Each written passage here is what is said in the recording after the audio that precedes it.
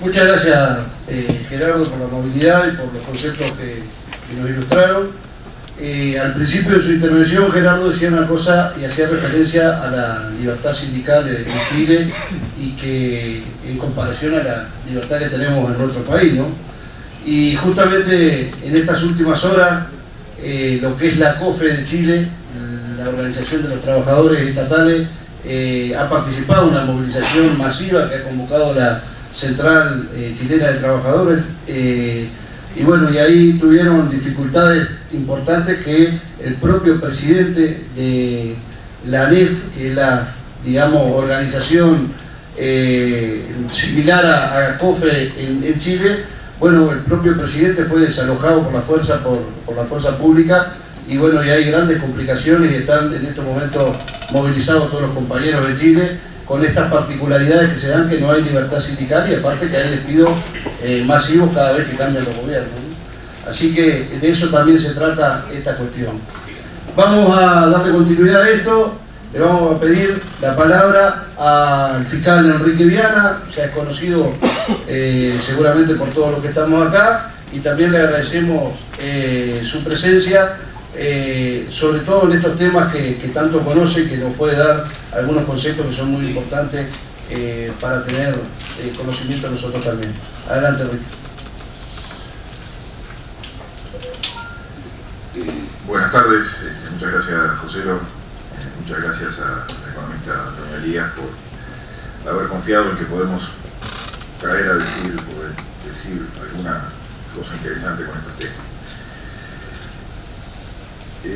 Me agrada porque mucho de lo que quien habla ha venido sosteniendo hace bastante tiempo lo vi reflejado en los spots que se emitieron previamente, que me parecen muy sobrios, muy completos y muy verídicos, como diría un amigo mío. Dos aclaraciones preliminares que son más bien anécdotas personales. Hace unos años, tras una discusión con un juez veterano, amigo, me decía: pucha, tú tienes los principios generales muy claros. Y yo no sabía si me estaba elogiando o no me estaba elogiando, porque quería decir que de repente para el caso concreto, para resolver la situación concreta, no estaba tan avispado, pero sí tenía claras las reglas generales. Y la otra anécdota que traigo a consideración es que no me gustan las películas de vampiros, aclaro, pero asustarnos con un vampiro después que conocimos la cara de Drácula, me parece que puede marcarnos una contradicción. Y estas dos cosas yo las junto con este pensamiento inicial. ¿Alguno de los presentes puede creer que la imposición de la forestación y la industria de la celulosa fue una decisión soberana de Uruguay? ¿Alguno de los presentes puede creer que el cultivo de transgénicos y los agrotóxicos que vienen con el paquete tecnológico fue una decisión soberana del Uruguay? Puedo admitir algunas dudas en cuanto a quién quería la megaminería en el Uruguay, aparentemente hoy dejada de lado transitoriamente, pero tampoco creo que allí estuviéramos ante decisiones soberanas. Y apunto a esta otra circunstancia. No me gusta usar este tipo de ejemplos, pero lo tengo que usar. La soberanía como la libertad, especialmente la soberanía, se parecen mucho a la virginidad. Una vez que se pierde no se recupera. Entonces no hay retorno, como se acaba de decir recientemente. No hay retorno. Ya hemos sobrepasado ese punto de no retorno, como dicen los sajones, los norteamericanos. Y mi visión, que no pretende ser más que de algunas reglas generales, no de situaciones y de casos concretos, porque no me siento especializado para hacer especificaciones al respecto, pretende tener la objetividad del derecho establecido. ¿Por qué hablo de la objetividad del derecho establecido? Porque obviamente alguien dirá, bueno, los abogados siempre hablan de que tienen más de una biblioteca y cada una de las bibliotecas supone una visión subjetiva, diversa y distinta de un mismo hecho. Pero lo cierto es que la objetividad del derecho marca que el derecho de 1965, y a pocos minutos se van a entender por qué hablo de 1965, es prácticamente el mismo derecho, sobre todo el derecho de la Constitución. La Constitución en 1965 tenía las mismas normas que tiene hoy, al día de hoy. Entonces, la objetividad a veces que nos da la mirada desde las normas jurídicas se enfrenta a los vaivenes, a los cambios de postura sumamente radicales que hemos visto en los últimos tiempos. Y un poco por lo de Drácula y los vampiros que lo acompañan, TLC, TISA, TIFA, TPP, tratados de inversión, TBI como se lo llama, tratados de inversión, tratados bilaterales de inversión o recíproca, inversión recíproca, más allá de que lo bilateral y recíproca sea un engañabobo para todos nosotros, contratos de inversión, leyes a la medida, PPPs, sociedades, el Estado fabricando sociedades anónimas, que a veces se parecen a las PPP y a veces no se parecen, llámense Casa Yago, llámense Pluna Sociedad Anónima o Leadgate, o asociado con Pluna Sociedad Anónima. Todos estos son fenómenos de una misma cosa.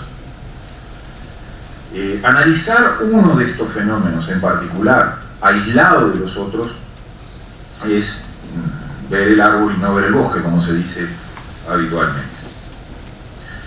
Si a eso le agregamos que hemos tenido a nuestra vista la posibilidad de tratado de libre comercio con Estados Unidos, ahora con Chile, uno firmado con México, uno anunciado con Europa, otro anunciado con China, obviamente que tenemos que incluir en ese mosaico de variedades este tipo también de acuerdos con los disímiles que son, porque voy a quebrar una lanza por el tratado de libre comercio con Chile. Chile podrá tener el doble del producto del PBI de Uruguay, pero no sé cuántas veces es desde China en relación al de Uruguay. Como bien se dijo, el firmar uno de estos acuerdos supone engancharse casi irremediablemente con la firma del próximo. Y los beneficios que se dan en unos necesariamente quedados en el anterior. Pero ese fenómeno no pasa con los TLC. Ese fenómeno pasa con los tratados de inversión.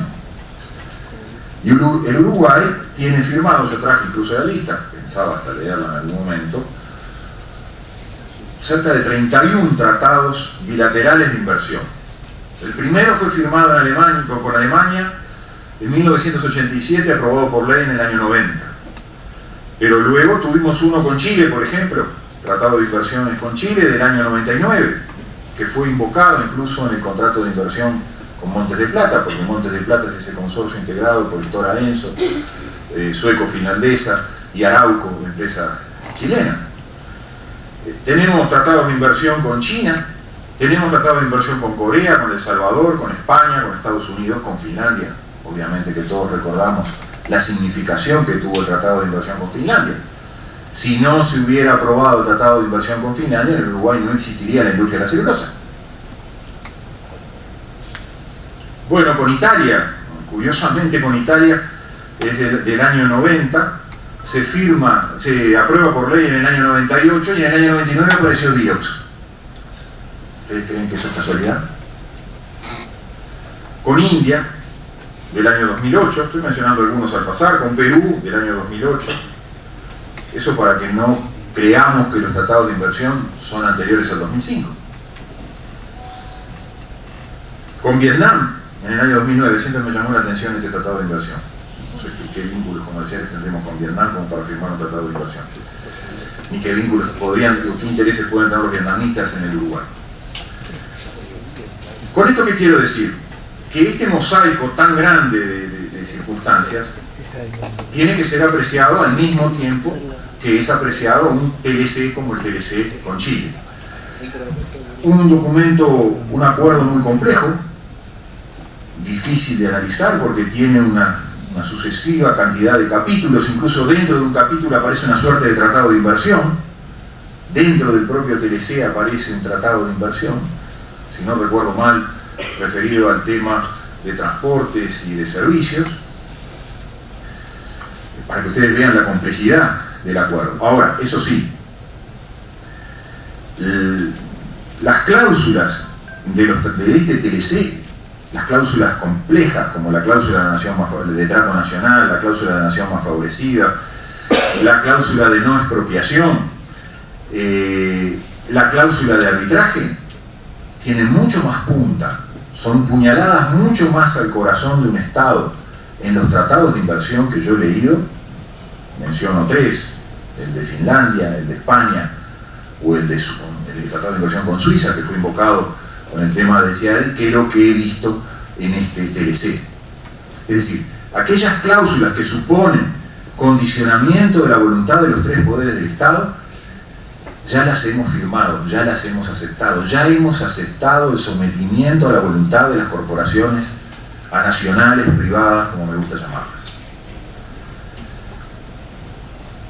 Y yo no tengo ninguna duda, que en el ámbito legislativo se ha planteado más de una vez, que a la hora de decidir una ley con respecto a la tierra, a la hora de decidir una ley con respecto a un impuesto de primaria, hubo que ir a pedirle permiso a las forestales a los efectos de saber si esa ley afectaba o no sus intereses. Creo que a esta altura en el Uruguay tenemos claro que Bosnia manda y mucho dentro del Uruguay. Pues que Bosnia y Monsanto y Virox manden dentro del Uruguay, se pueden colocar por encima de la ley y por consecuencia por encima de la voluntad soberana del pueblo, es bastante claro, ha quedado bastante claro. Cuando presenté en su momento en soledad, en absoluta soledad, me hubiera gustado contar con esta presentación que hizo COFE hoy. Me hubiera gustado contar con esa presentación porque lo hubiera agregado a la demanda de nulidad del contrato de inversión de Montes del Plata.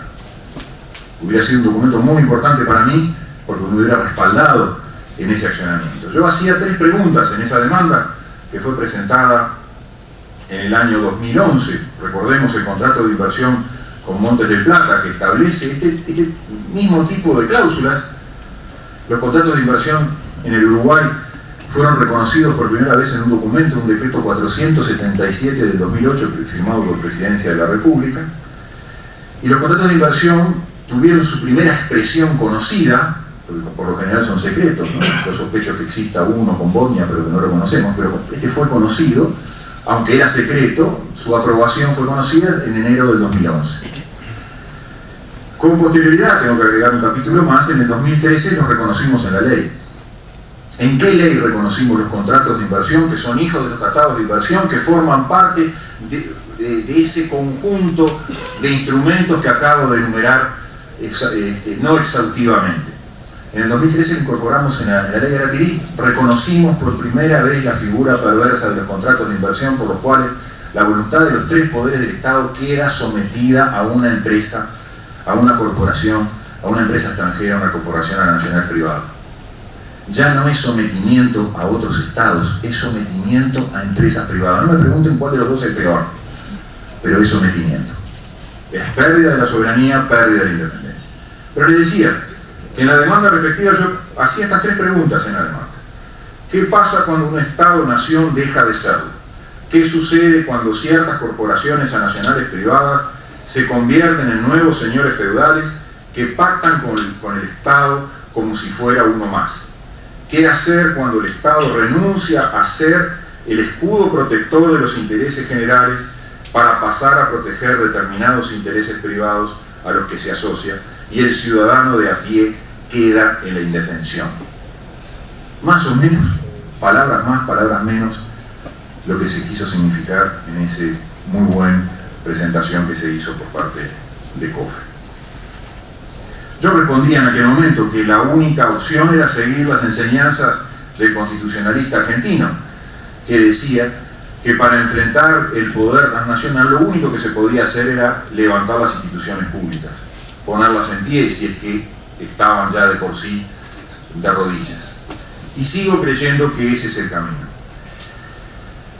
Marco 4 aspectos que a mi juicio señalan los pilares que hay que levantar para enfrentar el poder transnacional que suponen estos acuerdos que que se ponen delante de nuestros ojos y que nosotros ya hemos firmado, ya hemos aprobado y ya hemos sentido el rigor de su aplicación.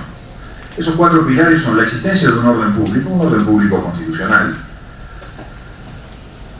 Hay una disposición del artículo 6º de la Constitución, incorporado nada menos que en el capítulo de la Nación y su soberanía, que establece cuándo el Estado puede firmar tratados y qué características puede tener el arbitraje que puede firmar entre esos acuerdos entre Estados.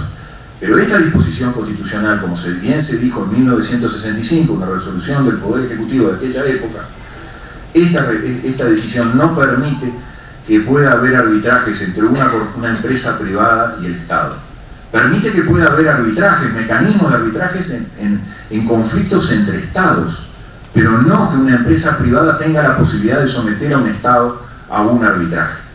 Ya lo hemos vivido con Philip Morris. Es lo que en algún momento dijo el presidente Mujica y el presidente Vázquez cuando hablaron de la presión chantajista de los monstruos.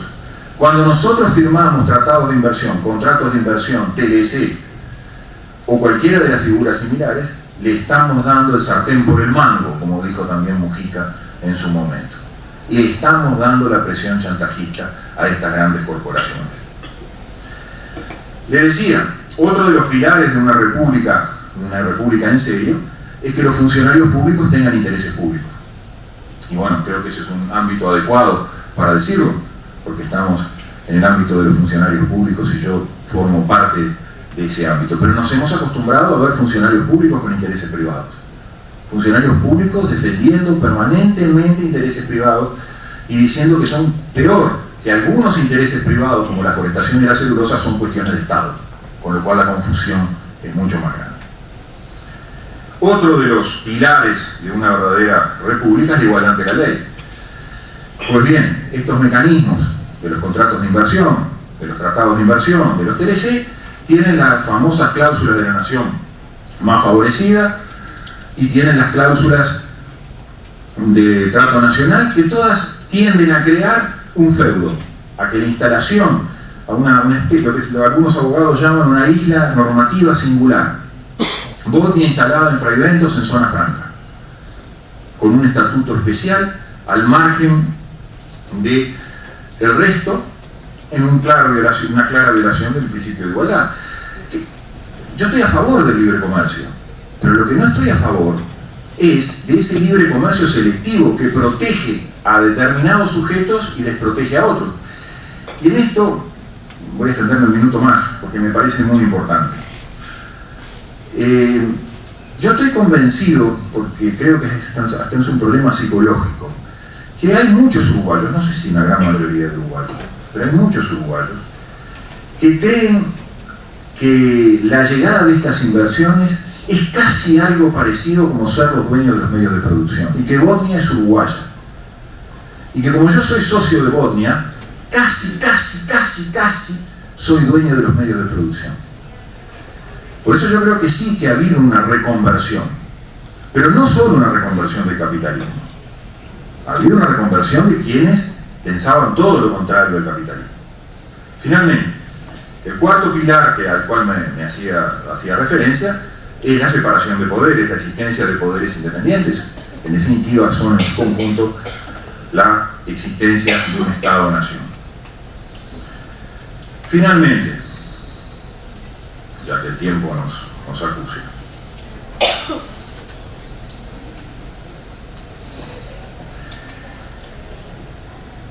se combinan en estas cuestiones tres aspectos, creo que de mis palabras se desprenden. Un aspecto ideológico, el choque de las viejas ideologías, quizás por el contacto permanente, supongo yo, parieron un hijo, nació un hijo de las viejas ideologías, y es una nueva ideología. Quizás sea un Frankenstein, pero es una nueva ideología. Quizás sea un país dos sistemas de Deng Xiaoping, y hoy casualidad queremos un tratado de inversión con China. Yo no sé si eso fue un acto de amor, pero lo que sí es cierto es que nació una nueva ideología, frente a la cual no estamos preparados a enfrentar, porque la prueba estamos enfrentando hoy un TLC y no enfrentamos los tratados de inversión, o los enfrentamos y luego nos gustaron y seguimos aprobando. hay un aspecto también que hace a la democracia, sin lugar a dudas. Pero a mí lo que me preocupa más es cierto, con estos mecanismos le estamos entregando la potestad de la legislación a individuos que no tienen nada que ver con la soberanía nacional. Le estamos entregando la potestad de decidir nuestro destino a través de la ley a grandes corporaciones extranjeras que poco le importan lo que piensa o lo que pueda sufrir el pueblo uruguayo. Pero ojo, cuidado con el consentimiento democrático, porque cuando se firma un acuerdo, lo firma el Poder Ejecutivo, lo firma el Presidente de la República. El Presidente de la República fue elegido por todos nosotros.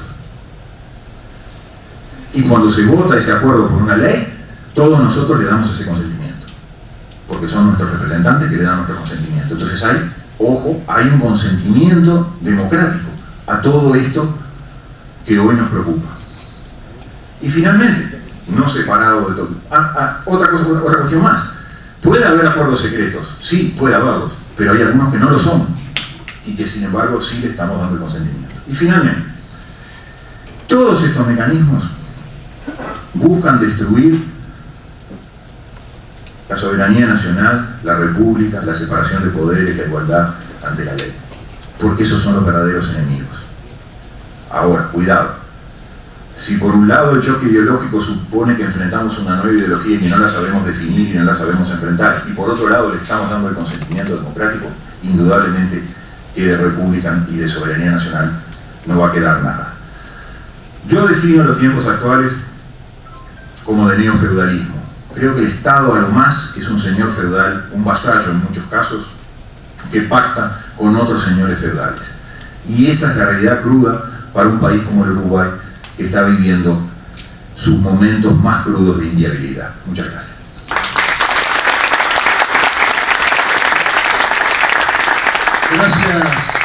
Gracias Enrique, muchas reflexiones, ¿no? Se podrá estar de acuerdo o no con algunas de las cosas que se plantearon, pero muchas cosas para reflexionar. Sobre todo haciendo, digamos, o trayéndolo a estos momentos que se está viviendo a nivel del mundo, ¿no? En este mundo loco donde aparecen estas cosas que hoy están apareciendo en Estados Unidos y que de alguna manera sorprendieron al mundo. Pero bueno, van también entrelazadas en estas cuestiones que estamos viviendo en esta parte del continente. Vamos a recibir ahora a la doctora Patricia Díaz.